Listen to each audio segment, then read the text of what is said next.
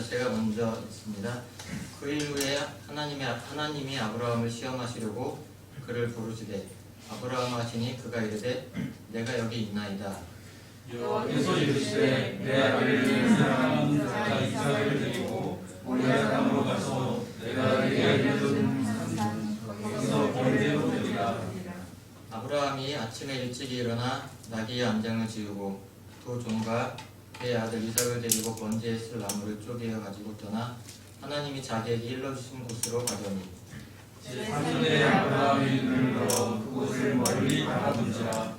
이에 아브라함이 종들에게 이르되 너희는 나귀와 함께 여기서 기다리라. 내가 아이와 함께 저기 가서 예배하고 우리가 너희에게로 돌아오리라 하고 아브라함이 그의 번제나무를 가져다가 그의 아들 이삭에게 주고 자기는 불과 달을 손에 들고 두 사람이 동행하더니 이삭이 그 아버지 아브라함에게 말하여 이르되 내 아버지여 하니 그가 이르되 내 아들아 내가 여기 있노라.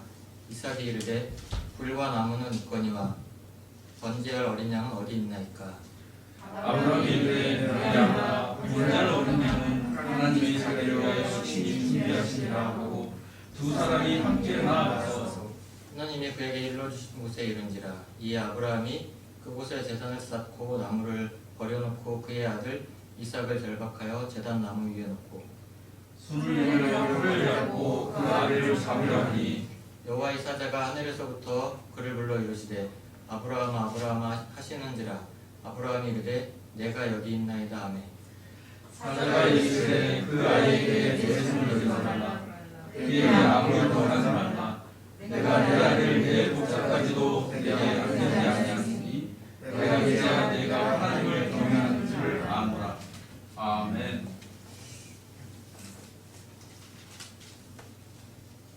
최근에 이 사회적인 이슈들이 여러 가지가 있습니다. 그중에 요즘에 이렇게 언론에 자주 나오는 그런 주제가 하나 있는데요. 가상화폐, 암호화폐라고도 부르고 뭐 디지털 자산이라고도 하고 이 용어가 아직 이렇게 정리가 안 되어 있는 것 같습니다. 그래서 지난주인가요? 그 금융위원장이 그 국회에 나와가지고 가상화폐는 투기다 해서 보호해줄 가치도 없다 아마 이런 식으로 이게 이제 언론에 공개되면서 아마 20대 30대들 사이에서 되게 논란이 많이 됐고 사퇴하라고 이렇게 청와대에다가 청원까지 하고 막 그랬던 예, 그런 걸 이제 뉴스에서 본 기억이 있는데요.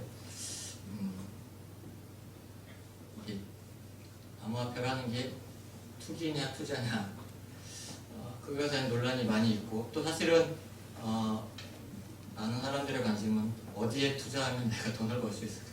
무슨 코인이 비트코인이 정말 1억 원이 갈 것이냐? 뭐 다른 거 투자해야 되냐? 아마 이런 것에 대한 관심들이 참 많이 있는 것 같고 제가 언뜻 이렇게 뉴스를 봤는데 뭐 30, 40대 중에 거의 대부분이 다 이렇게 암호화폐에 좀 투자를 하고 있는 것으로 뭐 절반 이상이 이렇게 그 설문조사를 했더니 나왔다는 그 기사를 본 적도 있습니다. 저도 경제학과 출신이잖아요. 상기 목사님 맨날 이제 자기 전공을 자랑하는데 저는 이제 경제학을 나왔습니다. 잘 모르는데 경제학을 나왔기 때문에 책들을 좀 보거든요. 그래서 이제 암호화폐 관련된 책들도 제가 몇 권 사서 이렇게 읽어보고 관심을 갖고 있습니다. 근데 최근에 그 이노 교수라는 고려대 교수라는 분이 KBS인가 나와서 이렇게 이 암호화폐 관련된 강연을 한 적이 있었고 저도 이제 그걸 듣고 그분이 쓴 책을 사서 이렇게 읽어봤습니다.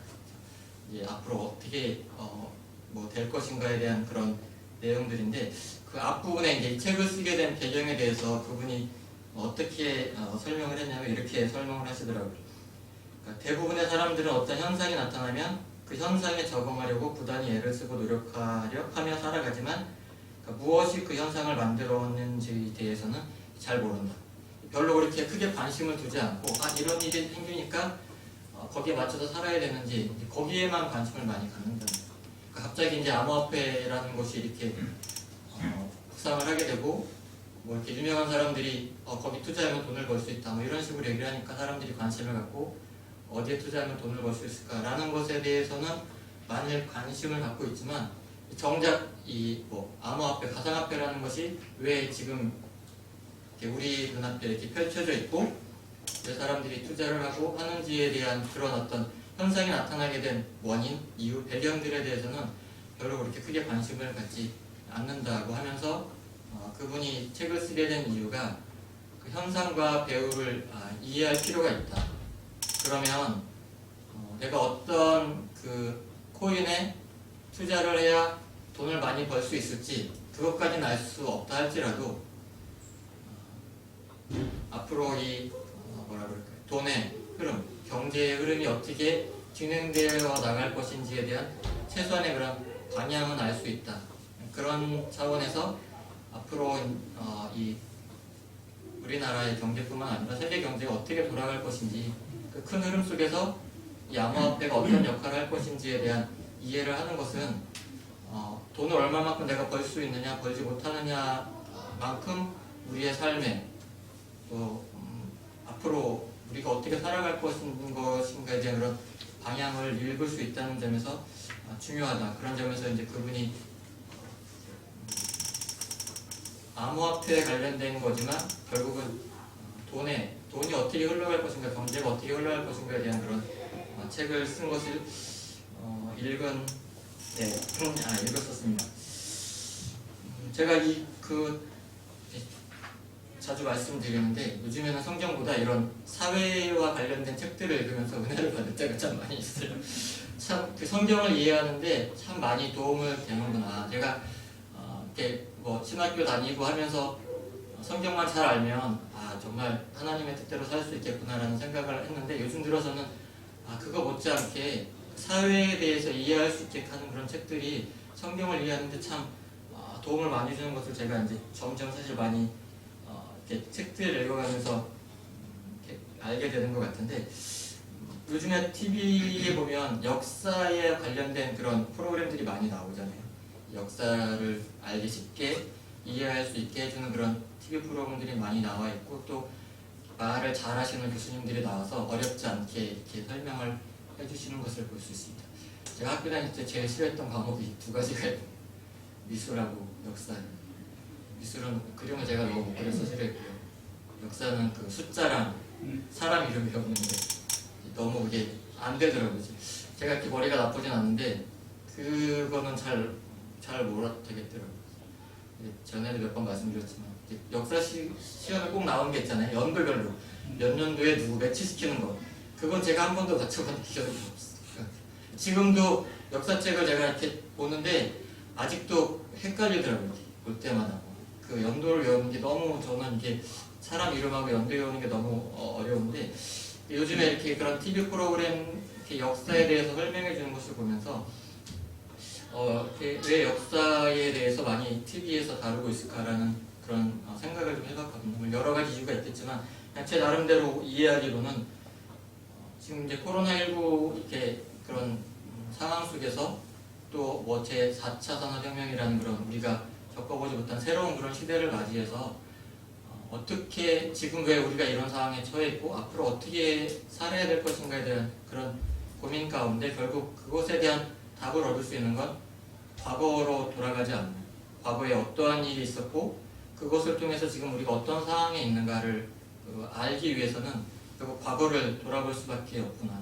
그러다 보니까 사람들이 과거에 대해서 과거에 어떤 일이 있었고 그때는 어떻게 그런 어려움들을 극복해왔고 1차 산업혁명 시대에 2차, 3차 산업혁명 시대에 어떻게 사람들이 그 시기들을 견뎌내고 이겨왔는가 또 예전에 그런 전염병이나 뭐 그런 것들이 있었을 때 어떻게 잘 극복해냈는가 그런 것들을 돌아보면서 오늘을 생각하고 미래를 바라보는 그런 차원에서 역사를 다루고 있지 않나 그런 생각을 해봤습니다. 그러면서 제 개인적으로도 10대 때, 20대 때는 그냥 막연히 내가 커서 나는 뭐가 될 거야 뭐 돈을 얼마를 벌어야지 뭐 그런 어떤 막연한 생각 속에 살았다면 이제 한 50 되면서 미래에 대한 어떤 거창한 꿈보다는 과거를 많이 돌아보게 되는 것 같아요. 그때 내가 왜 이랬지? 그때 삶은 어땠는지 이렇게 돌아보고 반성하게 되면서 그러면서 제 자신을 지금 돌아보게 되고 그럼 앞으로 어떻게 해야 될 것인가에 대한 그런 생각들을 많이 하게 되는 것 같습니다. 그러면서 이제 좀 전에 말씀드린 것처럼 요즘에 이제 책을 읽는 중에 한 50%는 역사에 관련된 책들을 제가 이렇게 많이 읽게 되는 것 같아요. 재미가 있어진 것 같아요. 아마 제가 이제 나이가 좀 들어간 것 같아요. 저도 과거를 생각하게 되고 과거 속에서 나를 찾으려고 노력하고 하는 그런 걸 보면서 이제 나도 나이가 들었구나 하는 그런 생각을 해보게 돼요. 그러면서 우리가 그리스도인으로서 한 사람의 그리스도인으로서 지금 이 시대 가운데서 어떻게 살아가야 될 것인가를 많이 고민하면서 결국은 우리가 성경으로 돌아갈 수밖에 없다.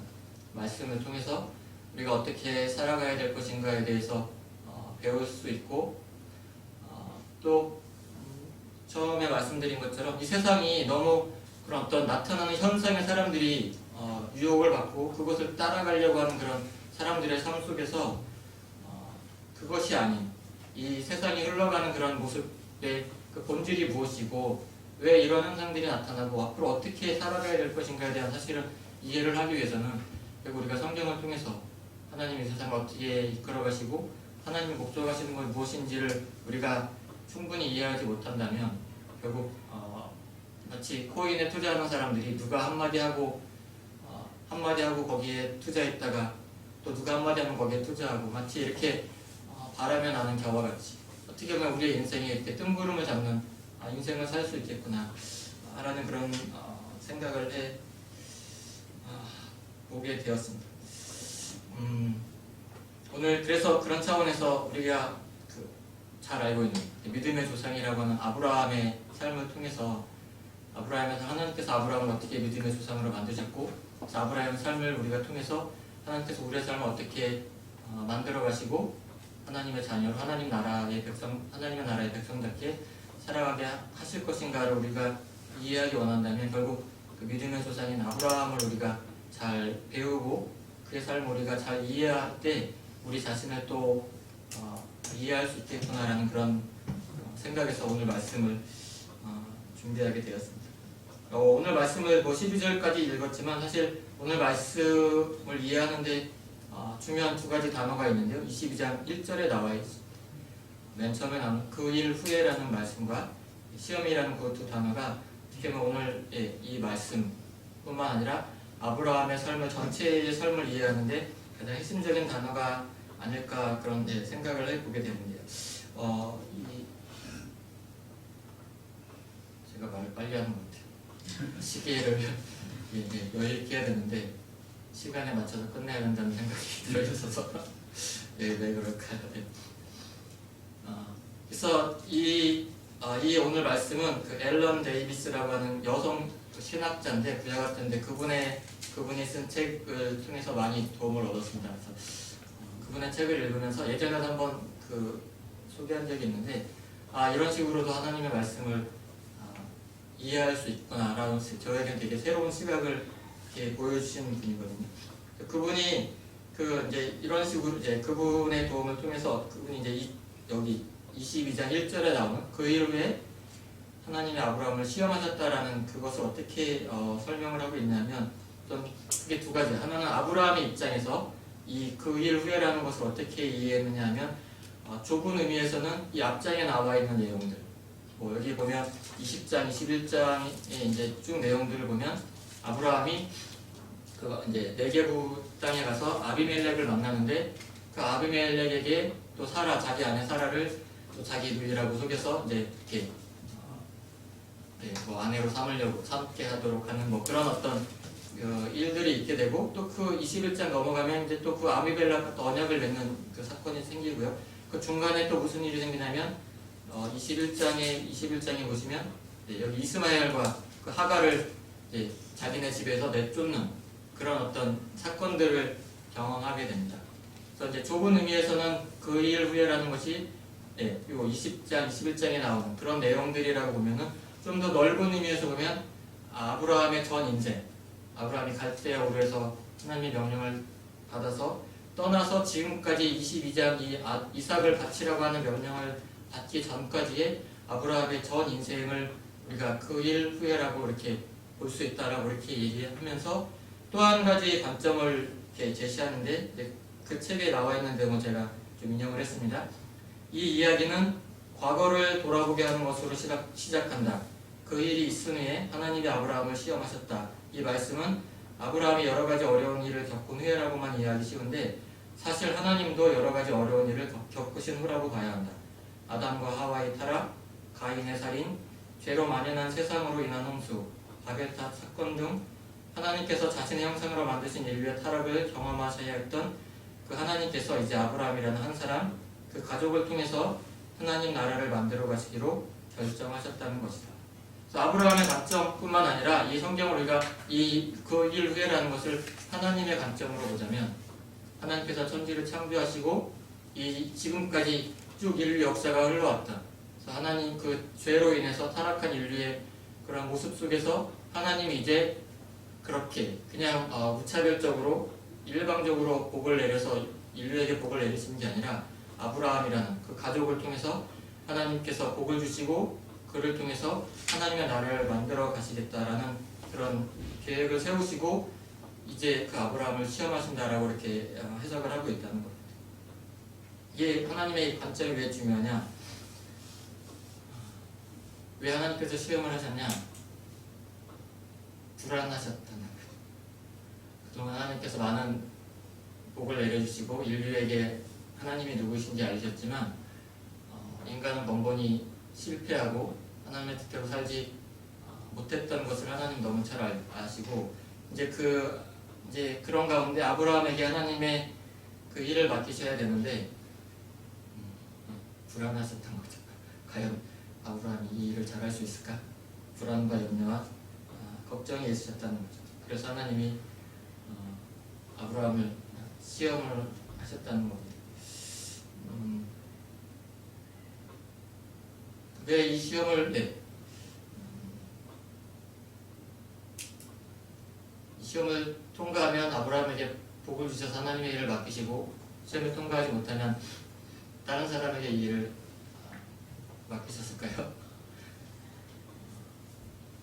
좀 고민이 많이 됐었어요. 이 말씀을 읽으면서 이 말씀이 도대체 사실 읽다 보면 헷갈리고 읽다 보면 헷갈리고 모순이 있는 것 같은 그런 생각이 들었거든요. 왜냐하면 하나님께서 아브라함에게 이삭을 주셨을 때 이삭을 통해서 열국의 아비가 되게 하고 모든 사람들에게 복을 내려주신다고 말씀하셨는데 그럼 이삭을 죽인다는 것은 결국 아브라함의 대가 끊어지면 하나님 나라의 백성들이 그 일을 해나갈 수 없다는 것을 사실 의미하는데 근데 이삭을 죽이라고 말씀하신 하나님도 함에 대한 이해도 사실 쉽지 않았고 그것을 알고 있으면서 아브라함이 이삭을 죽이려고 하는 행동이나 이런 것도 사실은 좀 이해하기 쉽지 않은 면들이 분명히 있습니다. 그러나 이제 그것을 사실 우리의 시각으로 이해하기는 쉽지는 않겠지만 분명히 하나님께서 이 창세기의 이 사건을 우리에게 주시고 이것을 통해서 우리에게 알게 하시는 그 목적이 분명히 있다는 그런 생각이 들었고요. 말씀드린 것처럼 그 엘렌 데이비스라는 그런 분이 책을 쓰신 내용들을 읽으면서 하나님의 마음은 무엇이었을까? 하나님의 뜻은 무엇이었을까? 하나님 무슨 의도로 아브라함에게 이삭을 번제로 바치라고 이렇게 하셨을까에 대한 그런 이해를 좀 더 하려고 노력을 했고 제 나름대로 그런 이해한 것들을 좀 같이 나누고 싶었고요. 그런 관점에서 이 시험의 의미가 무엇일까라고 했을 때 말씀드린 것처럼 그냥 하나님이 어떤 기준을 정해놓고 이 기준에 통과되면 하나님의 일을 맡기고 그 기준에 통과되지 않으면 실패, 더 열심히 해가지고 시험에 통과되도록 하시려고 하는 그런 목적이 아니었다는 것만큼은 분명한 것 같고요. 더 중요한 것은 아브라함에게 그 주시는 어떤 의미는 또 그 이 말씀이 우리에게 주시고자 하신 것은 우리가 가진 생각은 어떻게 보면 이삭을 통해서 하나님께서 아브라함에게 주신 그 이삭을 통해서 하나님의 나라가 확장될 것이라는 그 기대를 우리가 갖고 있는데 그것은 우리가 잘못 이해하고 있는 것이고 하나님이 목적하시는 것은 그 이삭을 통해서 하나님이 하나님의 일을 행하시는 게 아니라 하나님의 명령에 이삭을 기꺼이 바치는 그 아브라함의 순종, 아브라함의 그 믿음과 그 헌신을 통해서 하나님께서 자신의 일을 해나갈 것이라는 것을 사실은 성경이 우리에게 가르쳐 주고자 한다는 것입니다.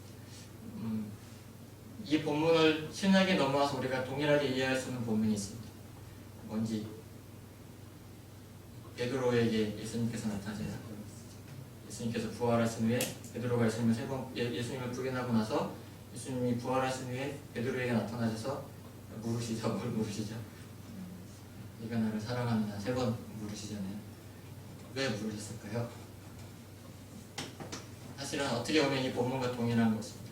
앞으로 예수님이 부활하시고 승천하셔서 이제 베드로를 포함한 그의 제자들을 통해서 하나님의 나라를 이 땅 가운데 이루어 가실 것인데 불안하셨겠죠. 그동안에 베드로가 해왔던 것들을 봐왔으니까 마음에 사랑하느냐라고 물어봤지만 그 마음 가운데 내가 너에게 일을 맡기고 떠날 수 있겠냐? 불안하다. 그런 어떤 그 예수님의 마음이 있지 않았을까라는 생각이 듭니다. 사랑하느냐라고 물으셨을 때 어떤 의미로 물으셨을까? 그런 고민을 많이 해봤어요. 책도 여러 가지 찾아보면서 도대체 거기서 말하는 사랑이 무엇일까에 대한 것을 많이 고민하고 원래는 이 주제를 가지고 설교를 하려고 제가 준비하다가 답이 나오지 않더라고요. 도대체 무슨 사랑이었을까? 예수님이 원하시는 거. 근데 그냥 오늘 본문을 통해서 유치해 봤을 때 결국 그런 것이 아니었을까라는 생각을 해봤습니다. 하나님께서 아브라함에게 어떻게 보면 자신의 일을 맡기시는 것처럼 그 일을 하기 위해서는 어떤 아브라함의 열심이나 어떤 큰 계획이나 어떤 비전이 아니라 사실 하나님이 누구이신가에 대한 분명한 이해를 갖고 있지 않으면 하나님의 일을 할 수 없다라는 그러한 어떤 전제, 어떤 그러한 것이 있었다라는 생각이 들었습니다. 베드로 잘 아다시피 베드로가 뭐라고 예수님께 고백을 했죠. 다른 사람들은 다 부진할지라도 예수님을 떠날지라도 자신은 그렇게 하지 않겠다라고 고백했던 베드로가 그 열심과 열정은 있었지만 결국 그 열심과 열정에 자신의 그 진정한 모습이 예수님이 십자가에 달리시기 전에 폭로가 되었던 것을 우리가 잘 알고 있습니다. 그러한 가운데 예수님께서 베드로에게 어떻게 보면 시험을 하시죠. 네가 나를 사랑하느냐? 물으십니다. 그것은 반대로 얘기하면 어떤 의미가 있을까요? 예수님께서 자신의 제자들, 자신의 사랑하는 그 자녀들을 위해서 기꺼이 목숨을 바치는 그 사람으로 사랑하셨던 그것에 대한 이해를 충분히 갖고 있는 예수님이 어떠한 분이신지 충분히 이제 이해하고 있느냐, 내가 누구인지 알고 있느냐라고 어떻게 보면 베드로에게 반문하고 있지 않나라는 그런 생각을 해보게. 그래서 무슨 얘기를 하냐면 이 시험을 통해서 결국 하나님께서 예수님께서 우리에게 알게끔 깨닫게 하고자 하신 건 뭐냐면 우리가 갖고 있는 그 한계를 뛰어넘을 수 있는 우리가 갖고 있는 그 틀을 깨시고자 하신다는 것이죠. 내가 갖고 있는 내 믿음, 내가 알고 있는 세상에 대한 이해, 이 세상을 어떻게 살아가야 되고 무엇이 옳고 그런 것인가를 갖고 있는 그 내 인생 그런 가운데 살아가고 있는 그런 인생 속에서 때로는 실패와 어려움과 낙담과 어떤 그런 고난을 통해서 우리의 시각을 넓히신다는 것이 내가 알고 있는 게 전부가 아니고 내가 믿고 있는 게 전부가 아니고 그리고 내가 살아가면서 겪는 이 모든 것들이 다만 실패고 어려움이고 고난이고 그것이 아니라 그러한 과정들을 통해서 나를 넘어서 나보다 크신 하나님을 볼 수 있는 그런 관점을 갖게 되고 이해를 갖게 되고 하나님을 의지하고 하나님께 신뢰하고 하나님을 따라 살아가는 그런 삶이 얼마나 가치 있고 의미 있고 중요한 것인가를 깨닫게 하시고 그렇게 살아갈 수 있게끔 한다는 것입니다. 시험이 가지는 의미는 그래서 진짜가 무엇인지 무엇이 진짜인지 우리에게 알게 하시고 그것을 발견할 수 있도록 하신다는데 목적이 있다는 걸 알 수가 있습니다. 그래서 그냥 단순히 아브라함의 삶이 요 한 시점에 이삭을 바쳐서 드리는 것으로 시험에 통과했다. 그러니 너는 이제 앞으로 내 일을 맡을 수 있다. 그것으로 끝나는 것이 아니라 사실은 아브라함의 인생의 전 과정을 통해서 하나님이 그의 삶을 통해서 때로는 실패하고 때로는 성공하고 하나님 기뻐하시는 일을 하고 또 여러 가지 그런 과정을 통해서 결국 이 이삭을 바치라는 이 사건을 통해서 드러난 것은 결국 진짜가 무엇인지 아브라함이 알았다는 거죠. 진짜는 돈도 아니고 명예도 아니고 자식도 아니고 아내도 아니고 진정한 내가 믿고 신뢰하고 따를 분은 오직 하나님밖에 계시지 않다는 것을 아브라함이 이 사건을 통해서 고백을 했고 하나님은 비로소 안심할 수 있으셨지 않을까 그런 생각을 해보게 되었습니다. 베드로에게도 동일하게 예수님께서 이렇게 내가 나를 사랑하냐라는 그런 질문을 통해서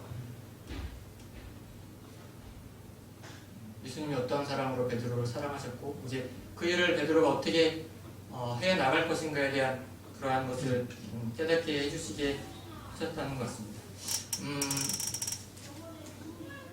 그냥 말씀을 준비하면서 이런 생각이 들었습니다. 그 연애할 때 제가 연애할 때 흔히 하는 그런 말이 있잖아요.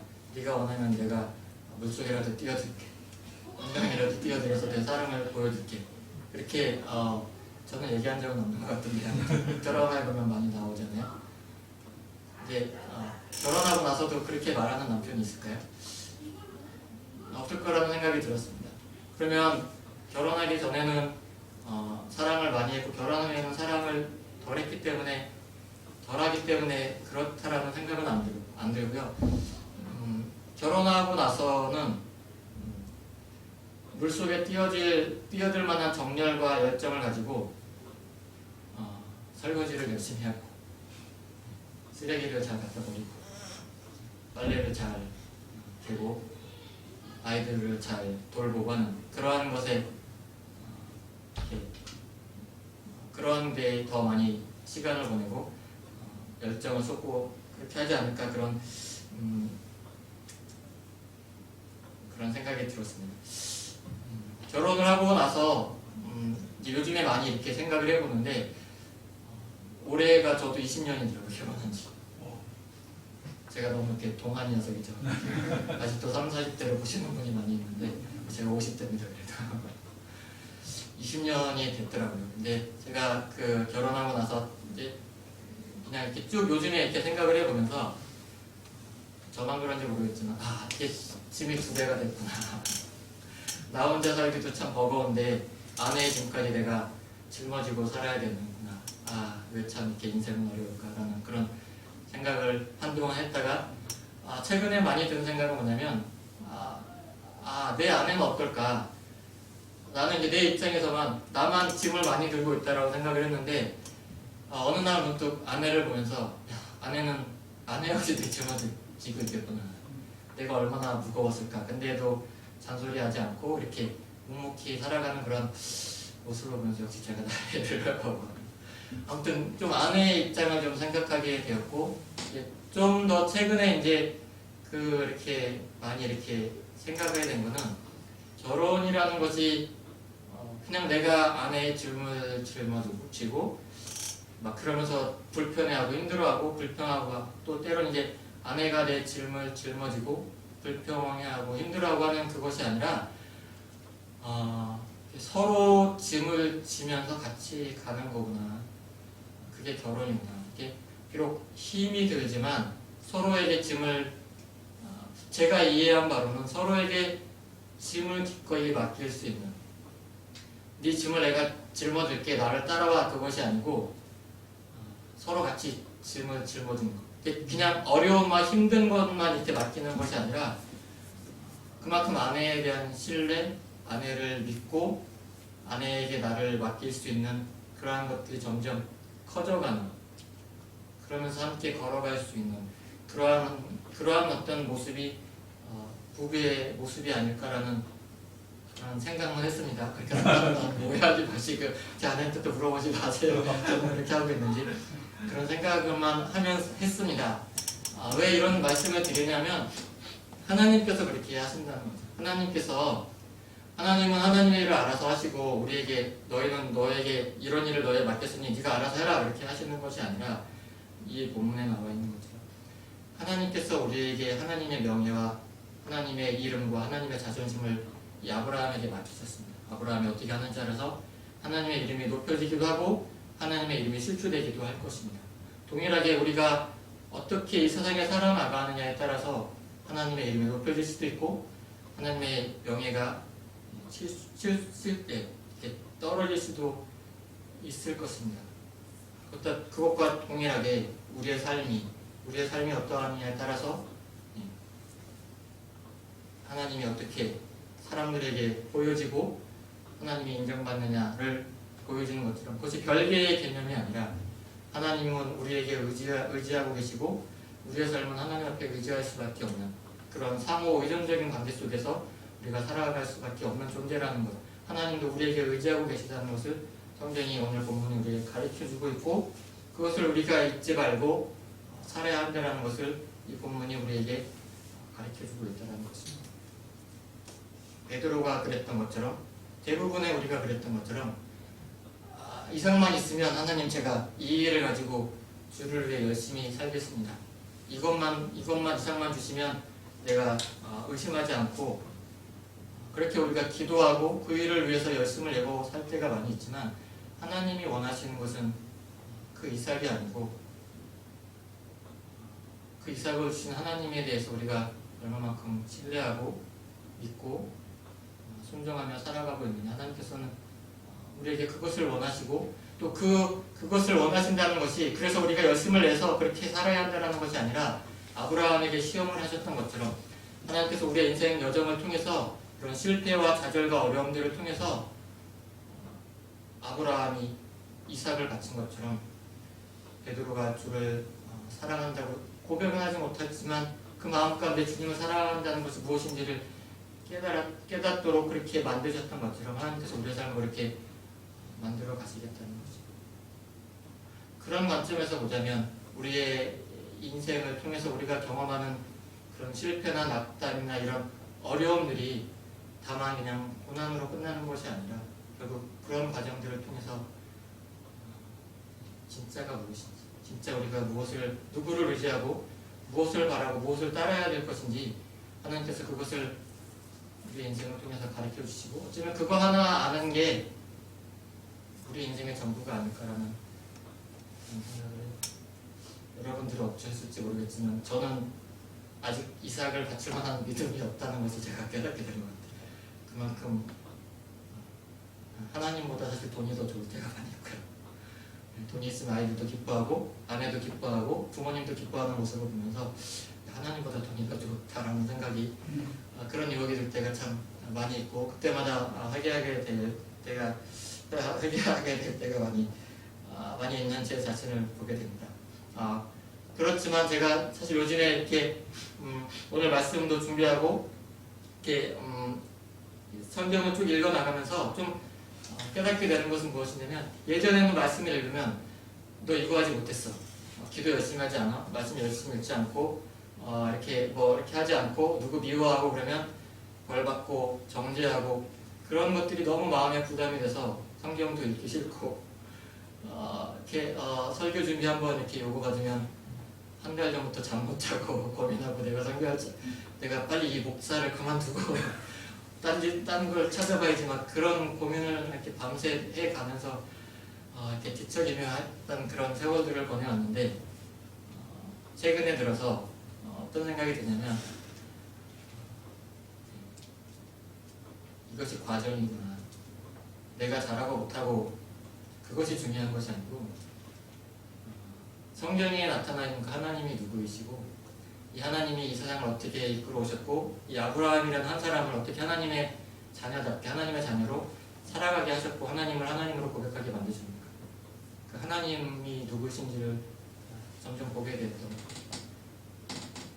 그러면서 내가 무엇을 잘못하고 잘하고 그것에 비추어서 성경에 비추어서 나 자신을 탓하고 나를 보기보다는 그 나를 이끌어 가시는 그 하나님이 어떠한 하나님이신지 내가 비록 못나고 잘못된 생각을 가지고 실수하고 넘어진다 할지라도 그것으로 포기하지 않으시고 나에게 기회를 주셔서 더 깊이 하나님을 알게 하시고 의지하게 이끌어 가시는 그 하나님을 보게 하시고 알게 하시고 그러면서 좀 제 안에 용기를 주시고 자신감을 주시고 믿음으로 살아갈 수 있게 하시는 그런 하나님을 조금씩 이렇게 배워가는 그런 제 자신을 보게 되는 것 같습니다. 하나님께서 아브라함의 시험을 통해서 결국 알게 하신 것은 우리의 목숨보다도 하나님을 아는 것이 더 귀하고 값진 것이라는 것을 깨닫게 하기 위한 것이죠. 아브라함의 이삭을 죽이라고 했던 것은 결국 아브라함을 죽인 것과 동일한 것이며 그 사건은 우리가 잘 알다시피 하나님이신 예수님께서 죽으시고 우리를 살리신 그런 것으로 우리가 잘 알고 있습니다.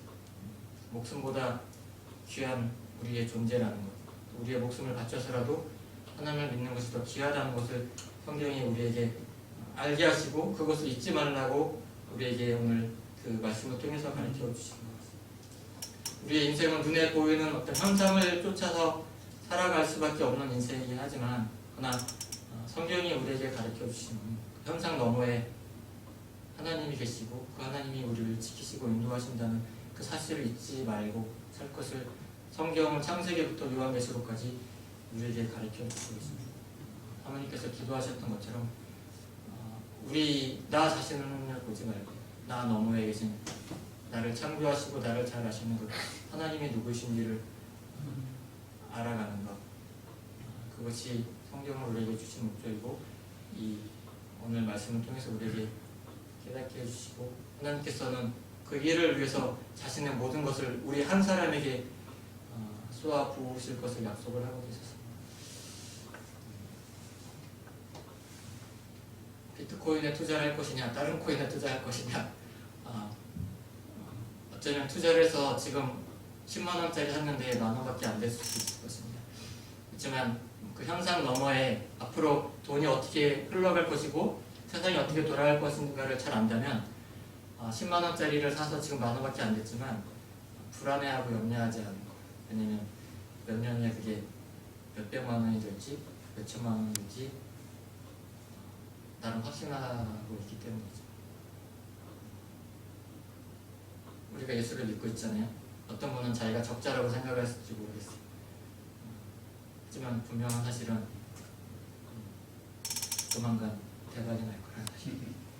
1000배, 만배, 1억 배의 그만큼의 가치를 우리가 보상받고 누리면서 살게 될 것입니다. 언제가 될지는 잘 모르겠지만 곧 그렇게 예수님께서 말씀하셨습니다. 곧 그 대박을 경험하게 될 것입니다. 그것을 잊지 말고 그 하나님께서 말씀하셨기 때문에 그 믿음을 가지고 오늘의 현실에 이렇게 매여 있지 말고 그 현실 너머에 계신 하나님이 계시다는 사실을 믿고 오늘 하루의 삶 또 일주일의 삶 우리의 삶을 주님 앞에 우리의 믿음을 가지고 주님을 신뢰하는 마음으로 살아갈 수 있으면 좋겠습니다. 같이 기도하겠습니다.